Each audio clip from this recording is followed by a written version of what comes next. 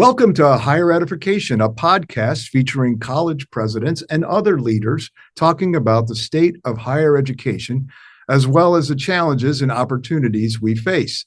I'm your host, Dan Myers, president of Misericordia University in Pennsylvania, also known as President Dan on TikTok. I am delighted to welcome our guest, Robert Kelly, president of the University of Portland, and a good friend of mine from many years going back. Rob, so great to have you here with us on Higher Edification today. Hey, Dan, thank you for having me on your podcast here. This is pretty interesting. I haven't done one of these yet, so this is great.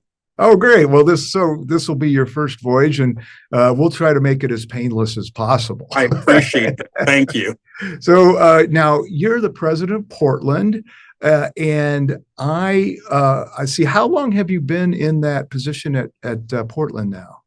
July of 22, I started my tenure as president. So you're almost done with your second year now. Yeah. Just about. I can see the end is in sight. That we are nearing the end of the second academic year, and it's been exciting. It's been good. Yeah. Well, I'm glad to hear that, and we're going to explore some of the things and the challenges and so forth that we face in higher ed these days at schools like ours. And I think there's a lot of similarities between our schools. But it's nice to have someone on the podcast from the West Coast. You're our first West Coast president, and excellent. West Coast. Yeah, represent. And so it'll be interesting to hear what some of the differences might be in the environments that we're facing these days as well. But so you've been 2 years in, and you say it's been going pretty well. What do you think the surprises of being a president have been for you so far as you've taken up this role? Well, I share with the campus community. I love it when people come up to me and thank me for things that I have nothing to do with or very little to do with. But at the same time, they get to come up and blame me for things that I have nothing to do with as well. But it's been a really just wonderful time to be here. I think that, kind of what I bring to the position in terms of, my love of students, my care about people as individuals. I think it's really helped the institution, and it's put us in a much more engaged kind of way, both here on campus, but also off campus. Yeah. Well, where were you before you were the president of Portland, Rob? And what's kind of your background that got you into this president business? Yeah, well, I often like to say I've been in the right place at the right time, so before I was here, I was at at Loyola University, Maryland, which is also my undergraduate institution. That's my alma mater, and so I got to be there as the university vice president and assistant to the president, and got to oversee everything from intercollegiate athletics to student development to mission and identity, emergency management, those kinds of different things on campus. And it's been it was a great training ground to have to deal with everything all at once, which is in a lot of ways what the presidency has been like.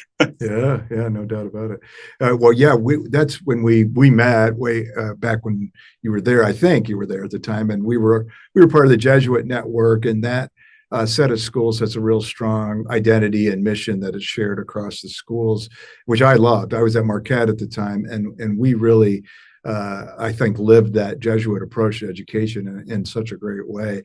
Do you feel like now you're in a CSC school, the Holy Cross priests, and I'm wondering how those compare, and do you feel that like there's a common thread that ties these kind of Catholic schools together?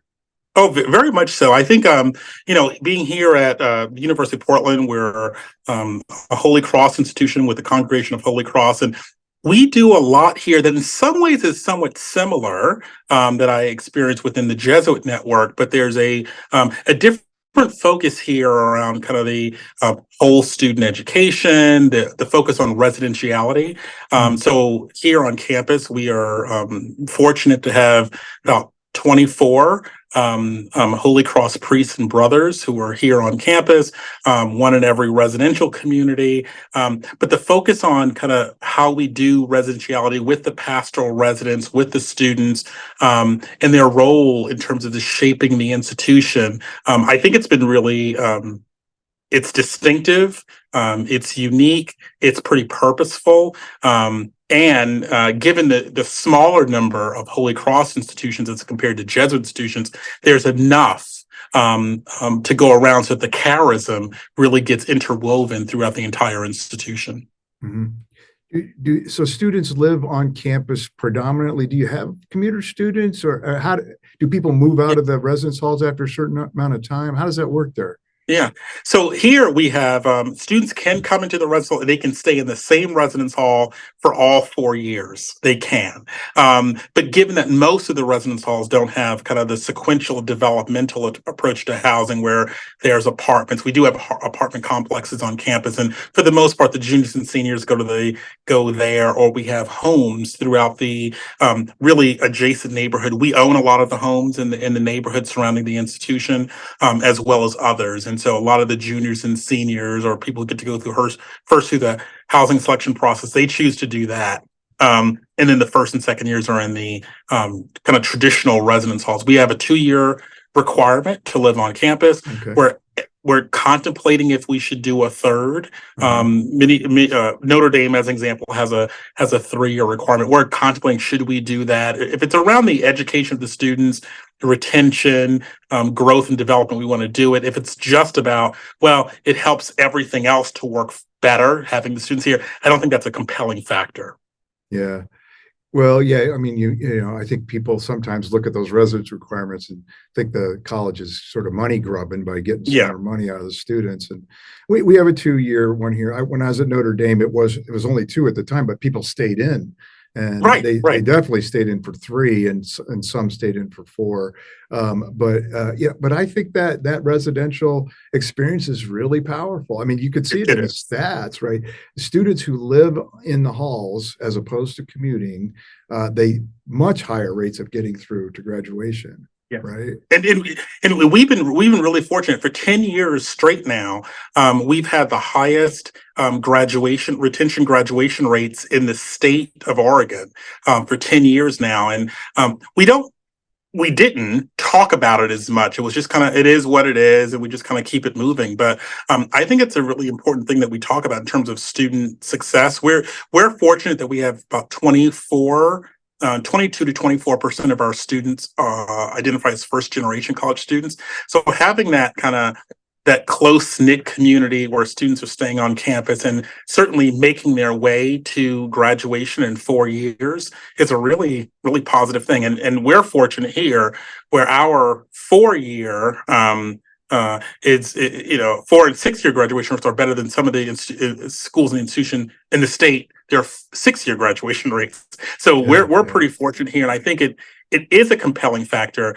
That's the tangible stuff, but there's also the intangible. Like, how does it feel when you walk around on campus? Are you welcomed on campus? How do you feel in terms of student success and opportunities for engagement? Those things have to be there important as well. And for me, with a background where I spent a lot of time in student affairs. I had been vice president for student development at Seattle and Loyola Chicago.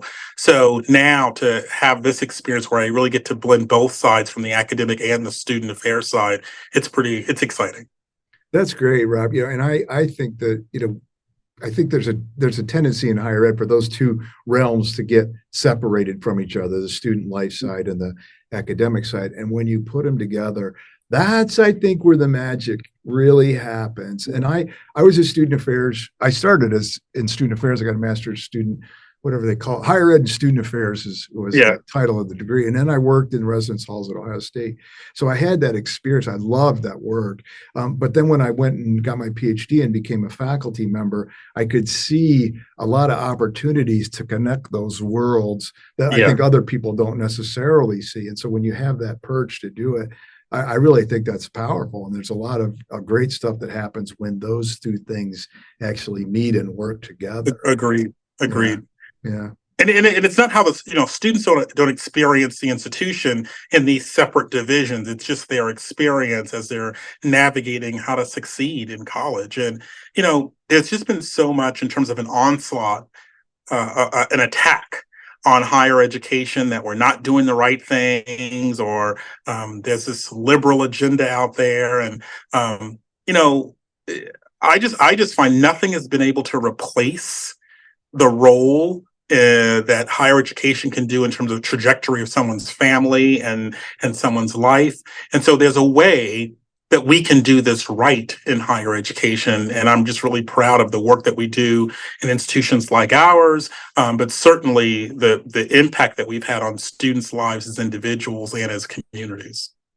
It's powerful when you hear some of these stories from students and alums who really have had a massive life change as a result of being able to access higher education. So it's more challenging for students who are new to the higher education world to get through. And I mean, our kind of explicit topic today is retention and graduation, and why do we do well in some ways and other schools, have a tougher time? What's behind that? How can we do better? And I guess the first message from our little conversation here is, if you could possibly find a way to live on campus, you'll probably do better. That's probably one message that would be good to get out. I mean, that's challenging because it costs more when you do that, obviously. But if you can find a way, that's one advantage that you'll have in getting through, if you're able to be on the campus, right?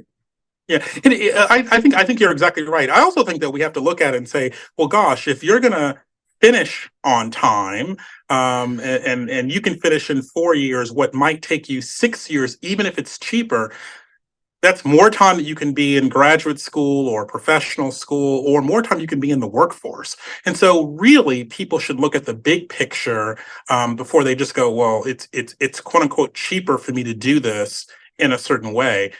And there's always opportunities for people to, if you can bundle some of the programs together, where are they getting the support that they need? Is academic support kind of woven throughout the experience in the residence halls, and people can access all of these different things that are going to help them get the most out of the campus experience and the classroom experience, but then make their way to graduation, to lives of success and happiness. Are you a happy person at the end of the day? But I think we have to not look at it like, oh, it's simply cheaper, a couple of $1,000s. It's cheaper for me to simply live off campus. The amount of time people spend in their cars commuting to and from campus, no matter where you live, that's significant. And the stress, and I don't know if it's time well spent.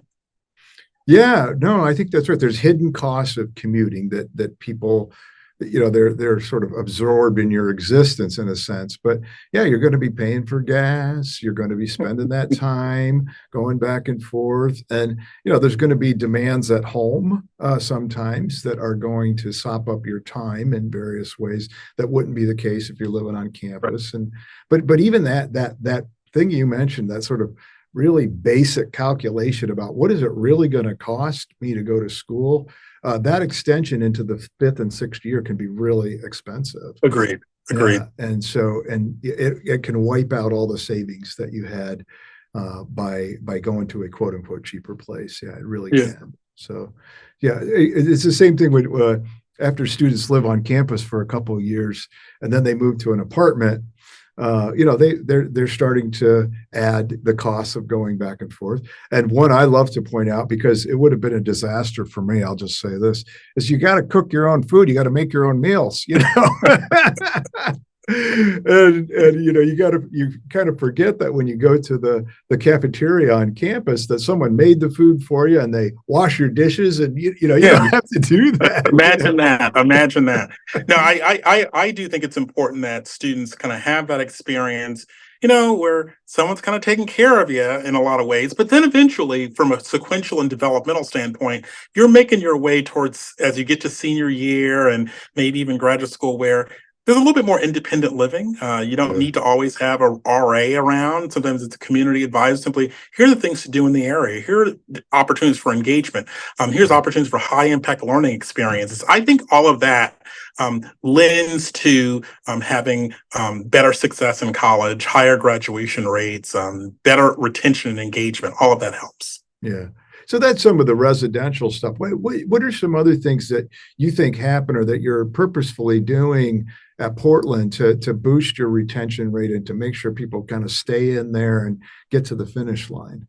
Yeah, well, for us, we're really fortunate that we have a 9 or 10 to 1 faculty to student ratio, and that always helps. I think when you think about, how many classes do you have where students are being taught by tenured or tenure track faculty who are going to be around.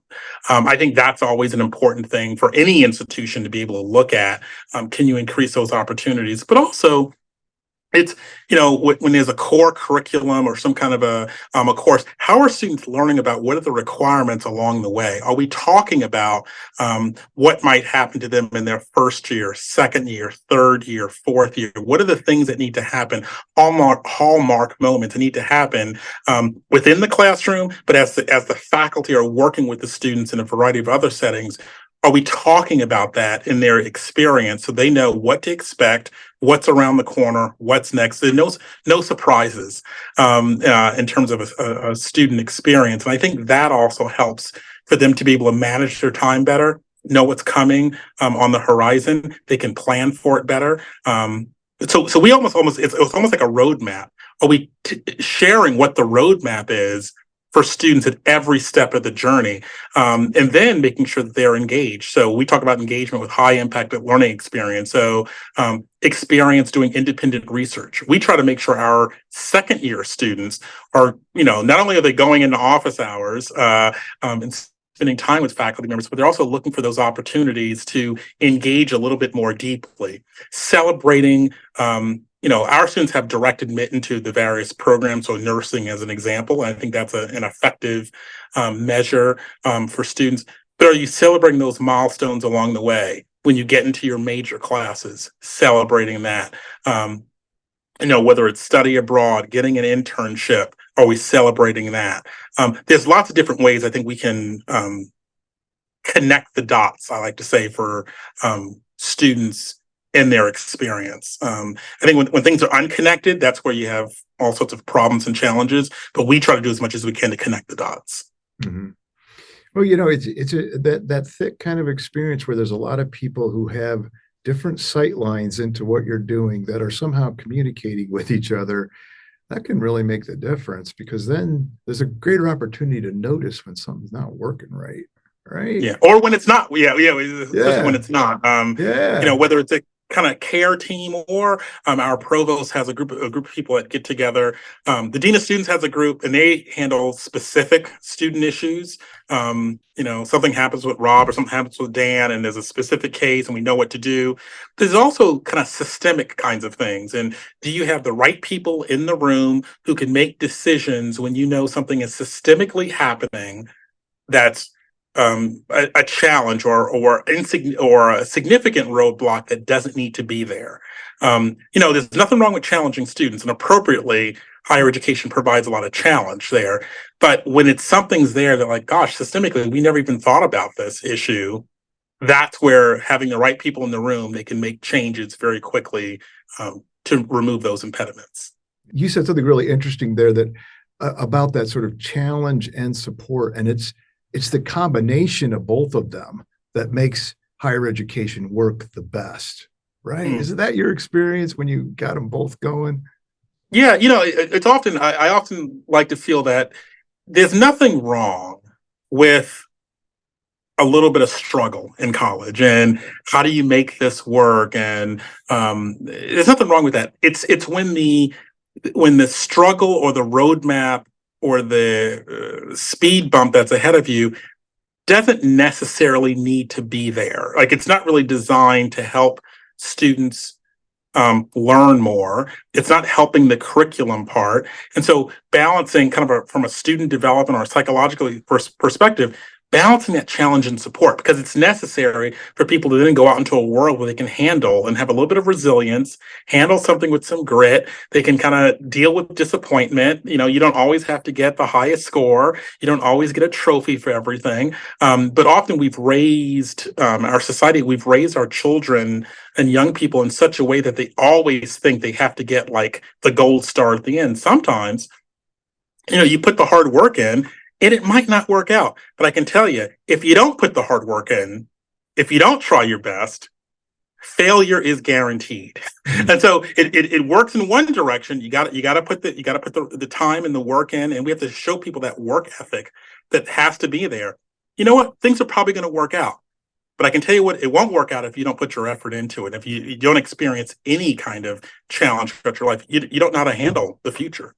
Yeah, we just had our senior athletic recognition banquet last night, and I was at our table. We were talking about this very issue and how athletics at the college level plays such an important role in producing exactly that. Because there are very few college athletes who are going to win every game, and there aren't going to experience some setbacks along the way. And we're starting 4 new sports in the fall, and so the first year when you have a new team, it's all first year students, and they tend to have a lot of setbacks. Like 100% of their games will be setbacks at the beginning because they're playing more experienced teams. But that whole experience, it produces exactly what you're talking about, because there's a real challenge, and the real challenge to your grit to come back after you've lost 4 games in a row, and to show up with your best again. And yet there's this really supportive group and environment around you with the coaches and your teammates that produce the ability to have that nice combination of challenge and support.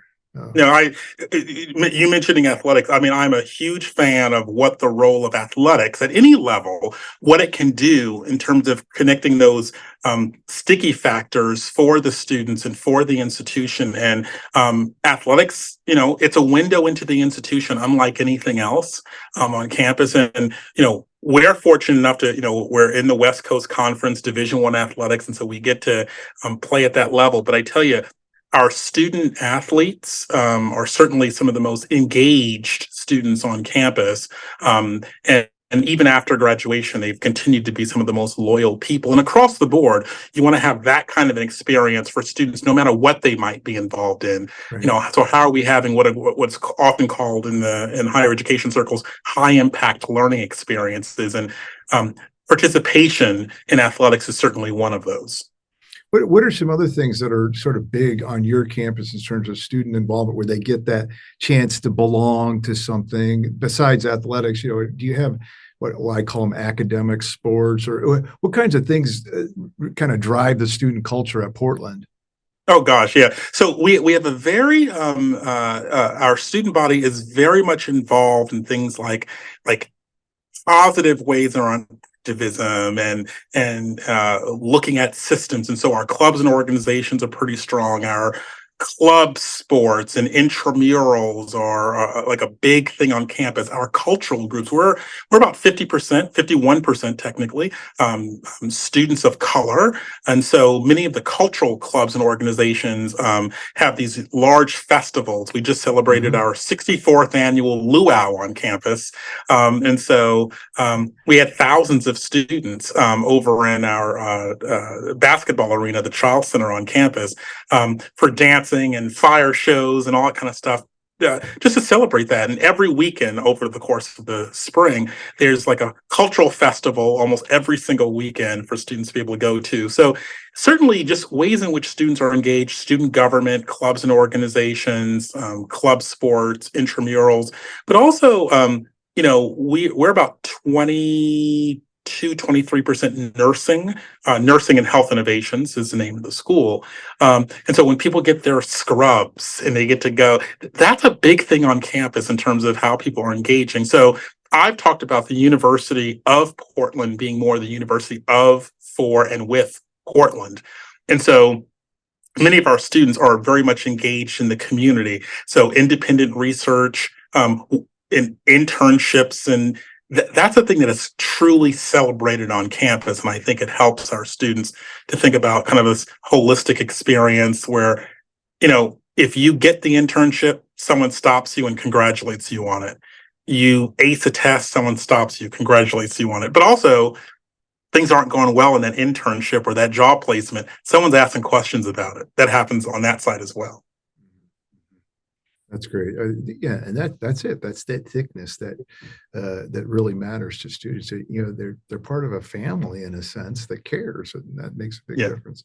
You mentioned the luau. When I was at Notre Dame, they had a big luau too. The Hawaii Club was quite active and big there. And one of my research students was an officer one year, and she got me up on the stage during the luau to dance the Tahitian, and there was a competition which she and I won, because we Tahitianed over and knocked the other couple off the stage. So this is one of my claims to fame at Notre Dame. Is there a tape? Is there a videotape of this? It's out there somewhere, but those were the days of VHS. So, you have to look hard. God. But I love doing that kind of stuff with students too, where you can interact with them in fun ways. I bet you're a fun president. What's the funnest thing? What's the funnest thing you've done with your students since you've been out there? Well, just the other day, I did judge a Mario Kart competition among some of our residence halls. But on a what I've done the last 2 years, the first soccer games of the season, I don a kilt. Nice. And I work with the students in the drumming and the parade throughout the different residence halls, and then all the students end up over in the at the soccer stadium. And but the donning of the kilt is a very big thing. Students love it. I'm fully dressed in terms of my outfit, but I know that one of our residence halls, they like to wear the kilt, and sometimes I wonder if there's anything underneath the kilt. Nothing but the kilt. Yeah, exactly. That's funny. But it's always a fun thing just to show up and be joyfully present in the lives of students, no matter what's going on for them, whether it's certainly the drum parade over to a soccer game, but also showing up. I get to live on campus. So I have a beautiful home that's on campus, and I get to pop over at the recreation center or show up in a residence hall for a cookie contest that might be going on. But I think just being joyfully present in the lives of the students, no matter what's going on for them, it's helpful to see the president walking around. Yeah, that's right. Yeah, it's a blast to get out there and do stuff with them too. So kind of nonstop part of my world here, but so another unique thing about your presidency, Rob, is you're the first non-priest, you're the first lay person to be president of University of Portland, right? How's that been? What kind of challenges have come with that? The institution kind of has to adjust to that, right?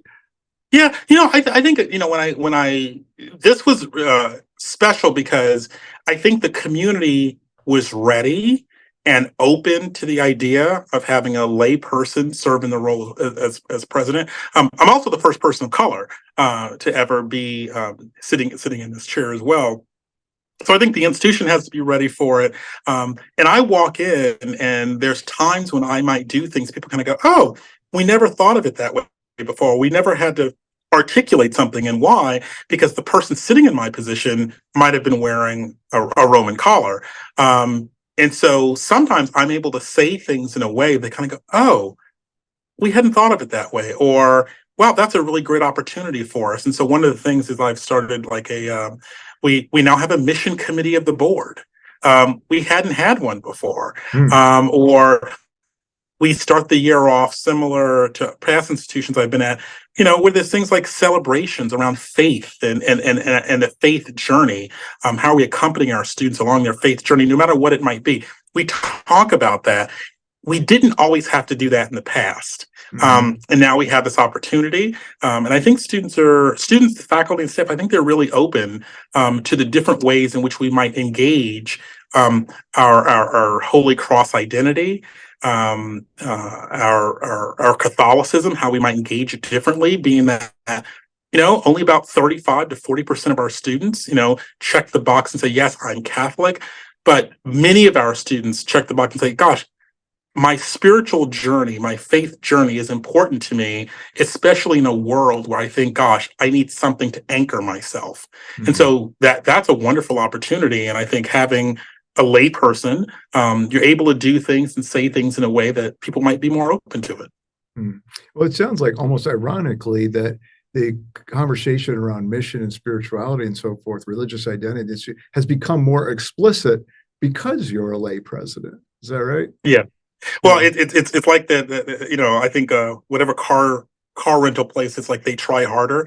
I think I have to articulate some of those things, and I think any institution that is trying to um, we all want to be a better version of ourselves. I think sometimes institutions try to like chase something that's out there. They try to be like another institution, and I think we become better by becoming better versions of ourselves. So leaning more deeply into our values, no matter what those might be, and trying to do more to articulate what that is. Lots of different places students can be successful and faculty can be successful, but it's when an institution has a really good understanding of who they are and they're confident and secure in that you can achieve more because you're living into your identity more than if you're trying to do something or trying to be somebody else. Yeah. Well, you must get some of this because you're a CSC school and Notre Dame is the big dog, I guess you'd say. Our And sister institution in South Bend, yes. yeah, yeah, right. Do people kind of want you to be a more like Notre Dame or to look at them? John Jenkins is coming on the podcast in a few weeks here, actually. Oh, So excellent. yeah, we'll have a chance to talk with him too, as he's getting ready to retire from being president. But I just wondered if that comes up and they're like, look at because you just said you don't want to just look at others, but I imagine people kind of try to point you toward Notre Dame, be more like them. Does that Yeah, happen? no, we get that a lot. And we also get, well, you're a Catholic institution on the West Coast, and so Santa Clara's doing this, and San Diego's doing this, and Gonzaga's doing this, or Seattle U's doing this. And again, I think when you think about place, we all need to be attentive to the place of where we find our universities and engagement with the broader community, both on campus and off. But I think there's ways in which we can, again, be better versions of ourselves as opposed to chasing the Harvards or Georgetowns or Notre Dames of the world. Because we even have, and we're lucky, talking to the alumni, you know, while they sometimes want to hold on to what the institution might have looked like when they were at the institution, there's many Mhm. alums who've come thought, wow, how has this education prepared me for a life of lifelong learning or a life of better connection? And so alums across the board kind of help us to be better versions of ourselves. Yeah, well, it's great when they can do that. There's a tug. I feel the same thing about my alma mater. Yeah. I'll go back there, and they tore down my favorite building or something. That literally happened because my daughter went where I went to undergrad, Okay. and I went back, and this building that I loved was it. It was the only diagonal building on campus, and so it kind of was famous for that. But I had some great classes in there, and I walked back, and there's an empty lot. And you're Oh just in gosh. shock. So I understand that people have that tug, but it's great when they can see the potential for progress going forward too, and be a part of that, really wanting to forward the institution and enliven it going forward. Yeah. Yeah, in fact, our alumni center on campus is on the outskirts, on the edge of the campus, and I want to find some way to bring it a little closer in, so when they're coming back, it's more than just rooms that they can get together or meetings and everything. Because gosh, be engaged in the life of the engaged, and it does help that we're about to kick off our largest campaign ever. But I think whenever an institution says, "Gosh, how can we do what we're doing better?"